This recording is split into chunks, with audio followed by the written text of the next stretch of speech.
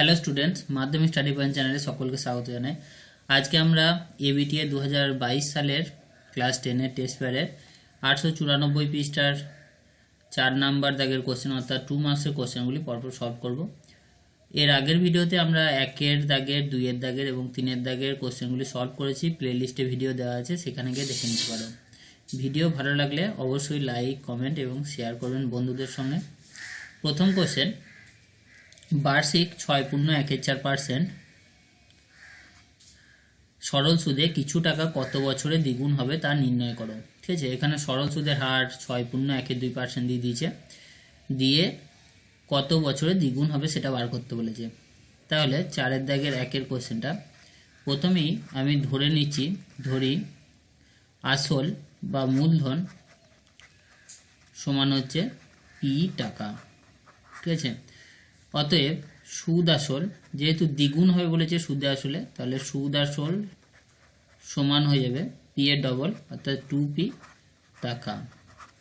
তাহলে এখান থেকে আমরা সুদটা বার করে নেব।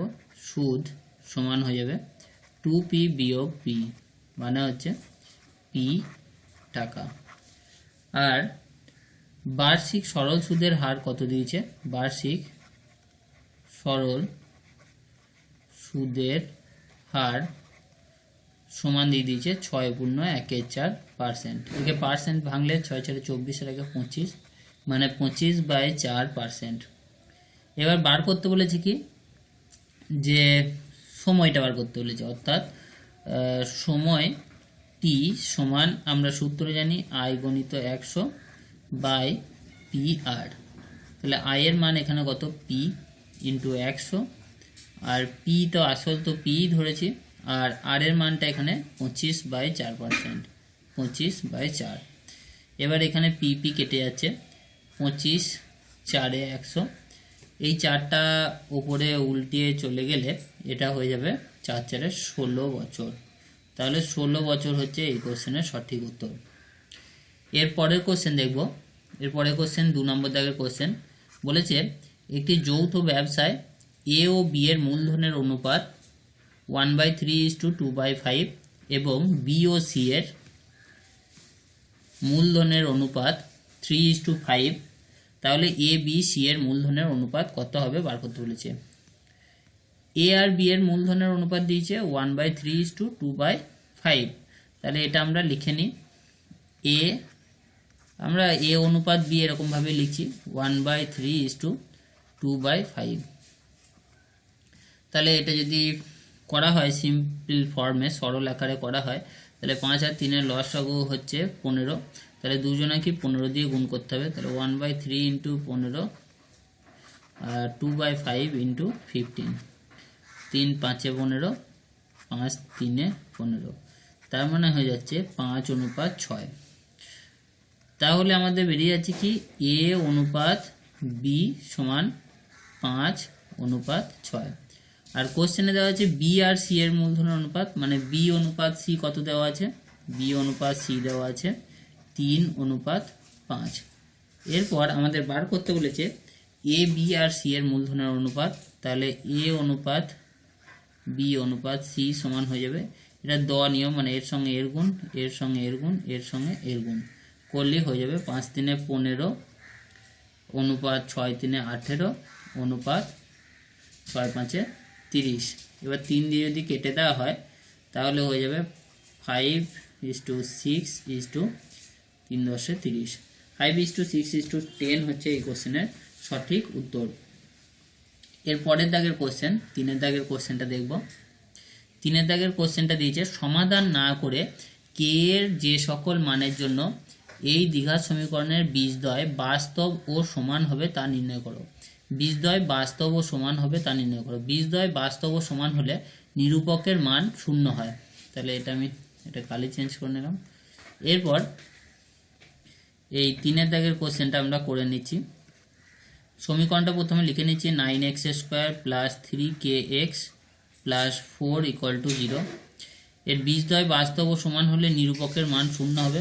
তাহলে লিখে নিই বীজদ্বয় বাস্তব ও সমান হলে নিরূপক সমান 0 হয়। নিরূপক নিরূপক সমান 0 হয়। এবার নিরূপক মানে কি, বি স্কোয়ার মাইনাস 4ac। তাহলে এখানে এ সমান এইটা 9, 3k-টা এখানে বি এর মতো ভাবতে হবে, আর 4টা এখানে সি এর মতো ভাবতে হবে। তাহলে বি স্কোয়ার মাইনাস 4ac সমান যদি 0 করা হয়, তাহলে এখান থেকে 3k whole square minus 4 into 9 into 4 সমান 0। তাহলে হয়ে যাবে 9k স্কোয়ার মাইনাস 4 4 16, 16 9 144 সমান 0। তাহলে কে স্কোয়ার না মানে 9k স্কোয়ার সমান 144, 144টা ডান ধারে গেলে প্লাস হয়ে যাবে। এরপর এখান থেকে যদি করা হয় তাহলে কে স্কোয়ার সমান হয়ে যাবে 144/9, 16 9 144। তাহলে কে স্কোয়ার সমান বেরিয়ে গেল 16। তাহলে কে সমান বেরিয়ে যাবে প্লাস মাইনাস √16 মানে প্লাস মাইনাস 4।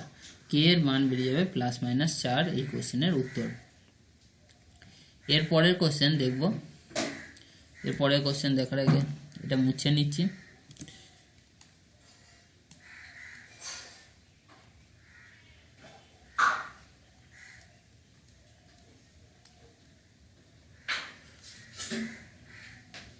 এরপরের কোশ্চেন দিয়েছে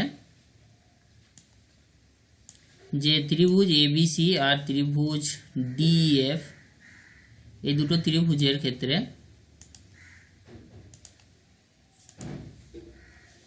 ত্রিভুজ এবিসি আর ত্রিভুজ ডিইএফ এর পরিসীমা যথাক্রমে 36 সেমি আর 18 সেমি। ত্রিভুজ এবিসি ও ত্রিভুজ ডিইএফ সদৃশ্য এবং বিসি ও ইএফ হচ্ছে অনুরূপ বাহু। যদি বিসি সমান 9 সেমি হয় তাহলে ইএফ এর মান কত হবে? তাহলে এখানে রাফলি দুটো ত্রিভুজ আমি এঁকে নিচ্ছি, একটা হচ্ছে এ বি সি আর একটা হচ্ছে ডি ই এফ। ঠিক আছে, এবার কোশ্চেনে বলে দিয়েছে কি যে বিসি আর ইএফ অনুরূপ বাহু, মানে এই বাহুটার সঙ্গে এই বাহুটা অনুরূপ বাহু, আর দুটো ত্রিভুজ সদৃশ্য। যেহেতু দুটো ত্রিভুজ সদৃশ্য তাই সদৃশ্য ত্রিভুজের অনুরূপ বাহুগুলোর অনুপাত পরিসীমার অনুপাতের সঙ্গে সমান হয়। তাহলে আমরা যেহেতু ত্রিভুজ এ বি সি ও ত্রিভুজ ডিইএফ সদৃশ্য, তাহলে অতএব ত্রিভুজ এ বি সি এর পরিসীমা বাই মানে অনুপাত ত্রিভুজ ডিইএফ এর পরিসীমা, এই দুটো পরিসীমার অনুপাত কত হবে? অনুরূপ বাহুগুলোর অনুপাতের সঙ্গে সমান। অনুরূপ বাহু কি বিসি আর ইএফ, তাহলে বিসি আর ইএফ এই দুটো বাহুর অনুপাতের সঙ্গে সমান। এইবার আমরা ত্রিভুজ এবিসি এর পরিসীমা কোশ্চেনে দিয়ে দিয়েছে 36 সেমি আর নিচেটা 18 সেমি। তাহলে 36/18 সমান বিসি এর মান বলে দিয়েছে কত? 9 সেমি, 9/EF। তাহলে কোন এইবার যদি কাটাকাটি হয় 18 2 36, তার মানে 2EF সমান হয়ে যাচ্ছে 9। তাহলে সেখান থেকে EF সমান হয়ে যাচ্ছে 9/2 মানে হচ্ছে 4.5 সেমি হচ্ছে এই কোশ্চেনের উত্তর, 4.5 সেমি। এরপরে কোশ্চেন 5-এর দাগের বলেছে ত্রিভুজ এবিসি এর এবি সমান 2a-1, এসি সমান 2√2a এবং বিসি সমান 9 সেমি। তাহলে অ্যাঙ্গেল বিএসি এর মান কত? এখানে এই কোশ্চেনটা একটু কারেকশন আছে, এটা বিসি সমান 9 সেমি হবে না, বিসি সমান হয়ে যাবে 2a+1 সেন্টিমিটার, 2a+1 সেন্টিমিটার হবে। দিয়ে তারপর অ্যাঙ্গেল বিএসি এর মান বার করতে বলেছে। আমরা প্রথমে যা যা দেওয়া আছে সেগুলো প্রথমে লিখে নিই।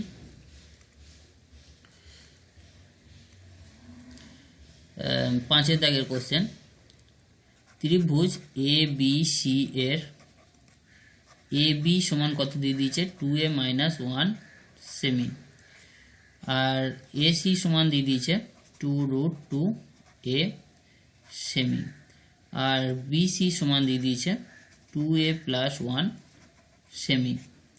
এবার আমাকে অ্যাঙ্গেল বিএসি এর মান বার করতে হবে, অ্যাঙ্গেল বিএসি এর মানটা বার করতে হবে। তাহলে আমরা প্রথমে এই তিনটে বাহু যে তিনটে দিয়েছে এই তিনটের বাহু স্কোয়ার করে নিই। এ বি স্কোয়ার সমান হয়ে যাবে কি 2a-1 এর হোল স্কোয়ার, আর বি এসি স্কোয়ার সমান হয়ে যাবে কি 2√2a তার হোল স্কোয়ার। 2√2a তার হোল স্কোয়ার মানে হয়ে যাচ্ছে, এটা হয়ে যাচ্ছে কত, 4 দুগুণে 8, 8a স্কোয়ার। আর bc এর স্কোয়ার সমান হয়ে যাচ্ছে কত, 2a প্লাস 1 এর হোল স্কোয়ার। আমরা এইখানে 2a প্লাস 1 এর হোল স্কোয়ার যেটা আছে,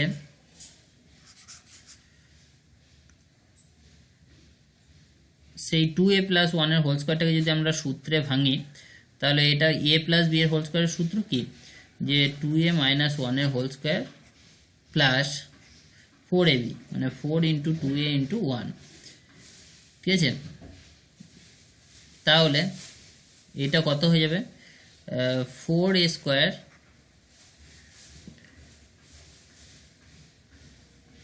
এটা লিখছি না, একবারে ডাইরেক্ট করে দিচ্ছি। এটা 2a মাইনাস 1 এর হোল স্কোয়ারটাই হচ্ছে ab এর হোল স্কোয়ার, তাহলে ab স্কোয়ার প্লাস প্লাস এখানে 8a হয়ে যাচ্ছে, 8a।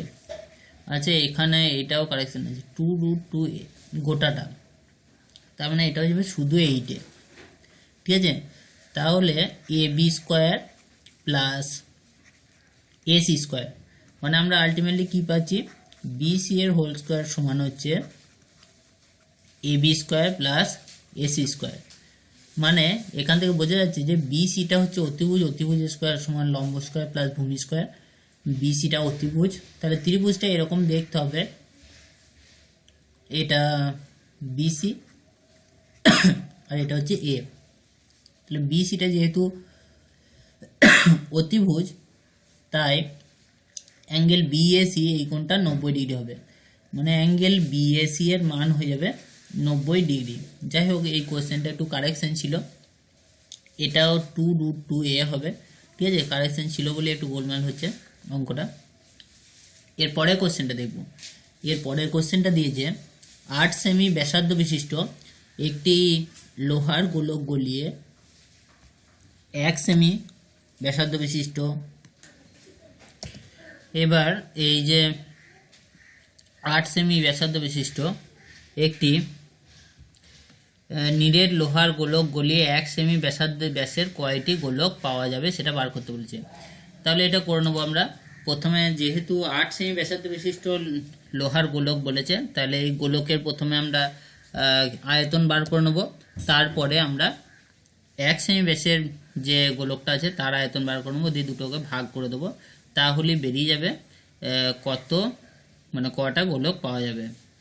তাহলে প্রথমে 8 সেমি ব্যাসার্ধ বিশিষ্ট 8 সেন্টিমিটার ব্যাসার্ধ বিশিষ্ট গোলকের আয়তন, গোলকের আয়তন কত হবে, 4/3 পাই ইন্টু 8 কিউব, ঠিক আছে। এটাই রেখে দিলাম ঘন সেমি। আর 1 সেমি ব্যাসের ব্যাস বিশিষ্ট গোলকের আয়তন কত হবে, 4/3 পাই, যেহেতু 1 সেমি ব্যাস বলেছে তাহলে ব্যাসার্ধ হবে 1/2, তাহলে 1/2 কিউব ঘন সেমি। এবার কয়টি ছোট ছোট গোলক পাওয়া যাবে, তাহলে অতএব নির্ণেয় গোলকের সংখ্যা, নির্ণেয় গোলকের সংখ্যা সমান হয়ে যাবে আগের যে আয়তনটা সেই আয়তনকে এই আয়তন দিয়ে ভাগ। তাহলে 4/3 পাই 8 কিউব আর 4/3 পাই 1/2 কিউব, এখানে 4/3 পাই 4/3 পাই কেটে যাচ্ছে, তাহলে 8 কিউব মানে হচ্ছে 512 আর 1/2 কিউব মানে হচ্ছে 1/8, তাহলে এটা 512 ইন্টু 8, এটা 8টা উল্টিয়ে গিয়ে 512 সঙ্গে গুণ হয়ে যাবে, তাহলে 8 দুগুণে 16, 6 8 একে 8 9 5 8 40, 4096টি গোলক পাওয়া যাবে। এটা এই কোশ্চেনের উত্তর, ঠিক আছে। এরপরের কোশ্চেন, কোনো টাকা চক্রবৃদ্ধি সুদের হারে 5 বছরে দ্বিগুণ হলে 20 বছরে কত গুণ হবে সেটা বার করতে হবে। 5 বছরে দ্বিগুণ হয়ে যাচ্ছে, তাহলে 20 বছরে কত গুণ হবে সেটা আমরা বার করে নেব। এইখানে অন্য কালি ব্যবহার করি, তাহলে বোঝা যাবে 5 বছরে কত হচ্ছে, দ্বিগুণ হয়ে যাচ্ছে, ঠিক আছে। এটা 7 দাগের কোশ্চেন। তাহলে ধরে নিচ্ছি আসলটা হচ্ছে পি, ঠিক আছে। তাহলে সমূল চক্রবৃদ্ধি কত হবে? সমূল চক্রবৃদ্ধি হচ্ছে 2p, দ্বিগুণ হয়ে যাচ্ছে, ঠিক আছে। চক্রবৃদ্ধির সুদের হার ধরে নিচ্ছি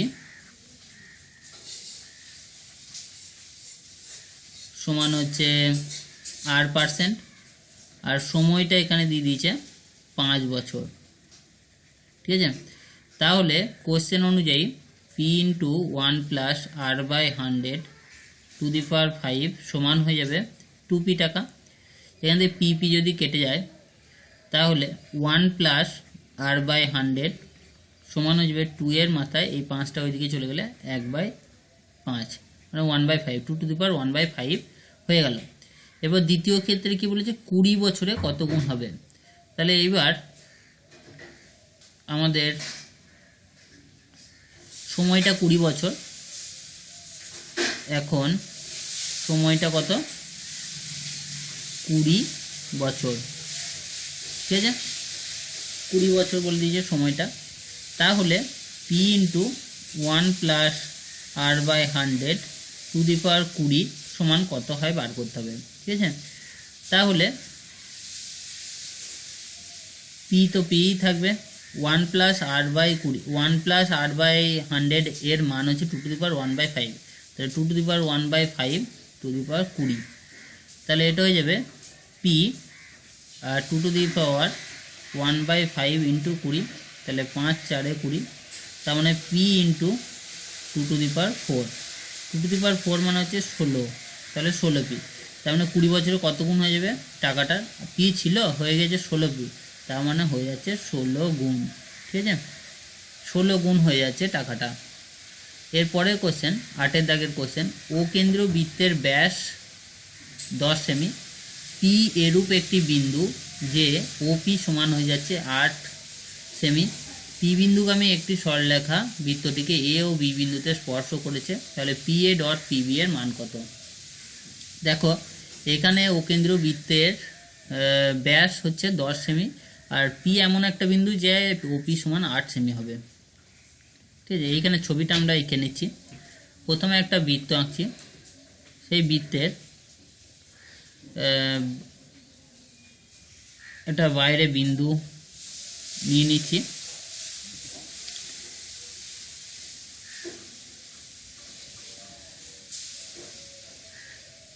এখান থেকে একটা বাইরে বিন্দু নিয়ে নিচ্ছি পি। এবার পি এরকম একটা পি বিন্দুগামী সরলরেখা আছে যেটা বৃত্তটাকে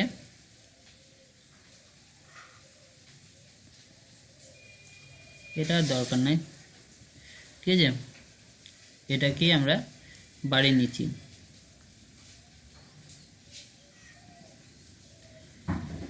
ঠিক আছে। তাহলে এবার লিখে নিচ্ছি, এখানে কি বলে দিয়েছে, এটা পি, মাঝখানে এটা ও, ঠিক আছে। এবার কোশ্চেনে বলে দিয়েছে কি যে পি বিন্দুগামী যে সরলরেখাটা সেটা এ আর বি বিন্দুতে ছেদ করছে, আমি ধরে নিচ্ছি এটা হচ্ছে সি আর এটা হচ্ছে ডি। কোশ্চেন অনুযায়ী এই ওপি, ও থেকে পি পর্যন্ত, মানে এইখান থেকে এত দূর পর্যন্ত এটা হচ্ছে 8 সেন্টিমিটার, আর বৃত্তের ব্যাস বলেছে, ব্যাস কত? সমান 10 সেন্টিমিটার, তাহলে ব্যাসার্ধ কত হবে? ব্যাসার্ধ সমান হয়ে যাবে 10/2, মানে হচ্ছে 5 সেন্টিমিটার, তাহলে এইটাও 5 সেন্টিমিটার, আর এই দিকটাও হচ্ছে 5 সেন্টিমিটার। আর একটা জিনিস, এখানে যদি একটা দাগ টানি আর এখানে যদি একটা দাগ টানি, এই দুটোও ব্যাসার্ধ, এই দুটোও হবে কত করে? 5 5 করে, এটাও 5 সেন্টিমিটার আর এটাও হচ্ছে 5 সেন্টিমিটার। এইবার আমরা একটা প্রয়োগ করেছি নিশ্চয়ই, যে এরকম যদি বাইরে একটা বিন্দু থাকে, যদি পি বিন্দুটা থেকে একটা সরলরেখা টানা হয় যেটা সি আর ডি বিন্দুতে ছেদ করে, আর পি বিন্দু থেকে আরেকটা সরলরেখা টানা হয় যেটা এ আর বি বিন্দুতে ছেদ করে, তাহলে পি এ ইন্টু পিবি সমান হবে, এটা খুব প্রয়োগটাও পড়ে খুব, পিসি ইন্টু পিডি হয়, ঠিক আছে। এবার পিএ ইন্টু পিবি এর মান বার করতে বলেছে, আমাদের পিসি ইন্টু পিডি এর মানটা বার করে নিলেই গুণ করে দিলেই হবে। এবার পিসি এর মান, পি থেকে সি এর দূরত্ব কত, এইটা এখান থেকে এতটা 8 আর এখান থেকে এতটা 5, 8 আর 5 হচ্ছে 13 গণিত পিডি এর মান কত, পিডি মানে এইখান থেকে এতটা, এখান থেকে এতটা, এর মান কত হবে, গোটাটা 8 ও পিটা 8, সেখান থেকে 5 বাদ, তার মানে পিডি পেয়ে যাবে মানে 3, 3 13 39 হয়ে যাবে এই কোশ্চেনের সঠিক উত্তর 39। এরপরের কোশ্চেনটা দেখব। এরপরের কোশ্চেন দিয়েছে এবিসিডি বৃত্তস্থ চতুর্ভুজের এবি এবং ডিসি বাহুকে বর্ধিত করায় পি বিন্দুতে ছেদ করে, এডি ও বিসি বাহুকে বর্ধিত করায় কিউ বিন্দুতে মিলিত হয়েছে। অ্যাঙ্গেল এডিসি সমান 75 ডিগ্রি এবং অ্যাঙ্গেল বিপিসি সমান 35 ডিগ্রি হলে অ্যাঙ্গেল বিএসি ও বিকিউসি এর পরিমাপ কত। এটা আমাদের ছবি আঁকতে হবে প্রথমে, তাহলে ছবি আঁকতে গেলে এই জায়গাটা মুছে নিই প্রথমে।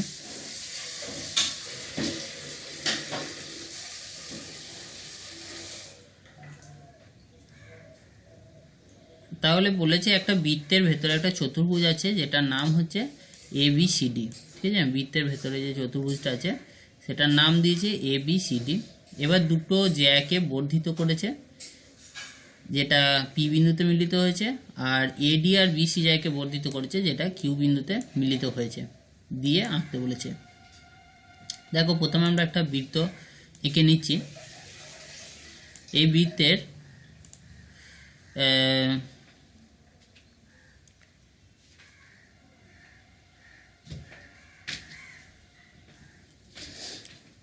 এখান থেকে একটা টানলাম, এখান থেকে একটা টানলাম, আগে এঁকে নিই তারপর বুঝিয়ে দিচ্ছি। এরকম হয়েছে, আর এখান থেকে একটা টানলাম, ঠিকঠাক হলো না আঁকাটা।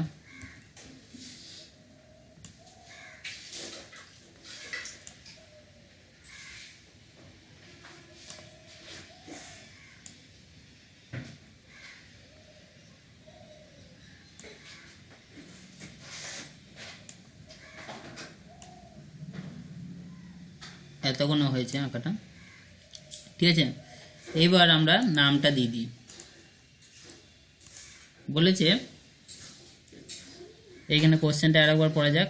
এবিসিডি বৃত্তস্থ চতুর্ভুজে এবি আর ডিসি বাহুকে বর্ধিত করায় পি বিন্দুতে মিলিত করেছে।